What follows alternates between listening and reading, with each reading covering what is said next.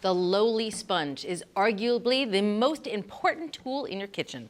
And as it turns out, it's also very controversial. Everybody has a sponge opinion, but today Adam's going to actually tell us which one is truly the best. You are so right about everyone having strong opinions about sponges. When I was talking this up, with my friends, telling that we were testing sponges, everybody's like, okay, let me tell you what the best sponge is. Like, no, I'm going to tell you what the best sponge is.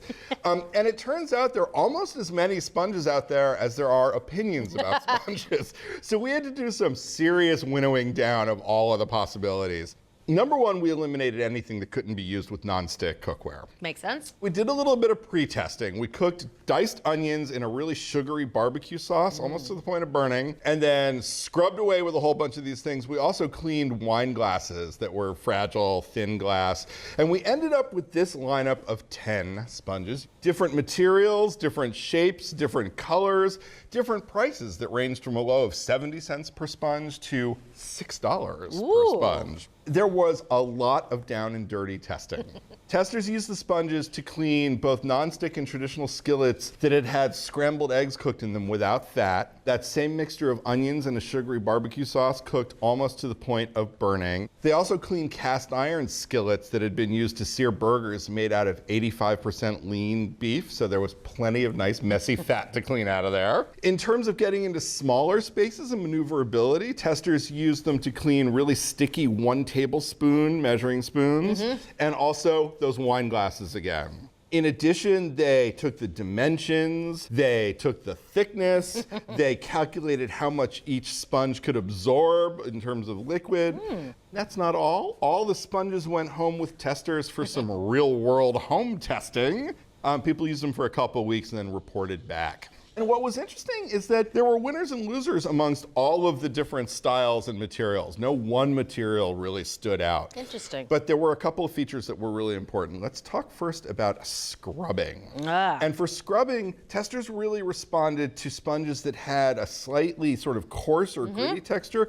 This one here, for instance. It's sparkly. Sparkly one. That one and another one, this yellow one, had like a woven netting. That was good because it was rough and it really assisted with scrubbing gunk out of the pan. Another thing that testers really liked for scrubbing was something like this, a little bit, waves, ridges. I call this topography, which added power to the scrubbing. 2 different styles of topography. Size turned out to be important. Some of them were a little too small. This guy, for instance, is about 2 3/4 inches.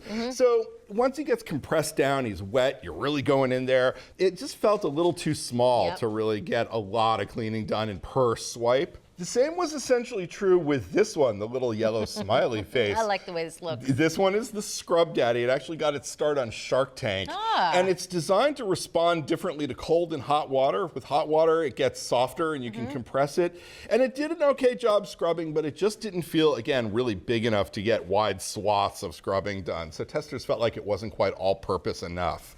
Now, the opposite of sponges that were too small, sponges that felt too big. This guy is about 5 inches long, great for bigger jobs, not quite as good for those small jobs like the 1 tablespoon measures or the wine glasses. Yeah, it's thick. And is this microfiber? That one is almost like terry cloth. Yeah. This one turned out to be just right. It was the medium-sized sponge. It's about 4 1/4 inches long, 2 1/2 inches wide, and 1 inch thick. This one struck testers as small enough for the small jobs, big enough for the big jobs, size just right. There was not only the issue of how the sponges scrubbed pans and cookware, there was the issue of how they cleaned up themselves, because they're getting all kinds of gunky with, biscuit dough and whatnot. This guy here with the terry cloth, the microfiber, it never recovered from that sticky biscuit dough. It was matted, it was nasty. That's destined for the garbage. Destined for the garbage can. Similar situation with this one, the silicone one. It's supposed to stay clean, that's what its name is, but food just got jammed inside of those bristles and never came out. Again, testers were pretty impressed with this one. This one did really well in the scrubbing test, and it cleaned up itself beautifully. It didn't look as trashed as some of the others.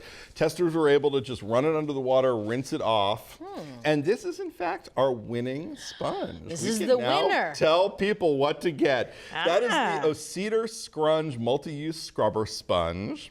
And it's got all of the features that testers really liked. It's got topography, it's got a rough texture to the scrubbing part, it's got the sponge, it's about the right size. It was one of the most absorbent sponges in the test. It's about $1.67 per sponge, or $10 for a pack of 6. All right, thanks, Adam. So one of the most important equipment testings we've ever done, sponges. And this is our winner. It's the Cedar Scrunch Multi-Use Scrubber Sponge, and it'll cost you about $10 for a pack of 6. Thanks for watching America's Test Kitchen. What'd you think? Well, leave a comment and let us know which recipes you're excited to make, or you can just say hello. You can find links to today's recipes and reviews in the video description. And don't forget to subscribe to our channel. See you later. I'll see you later.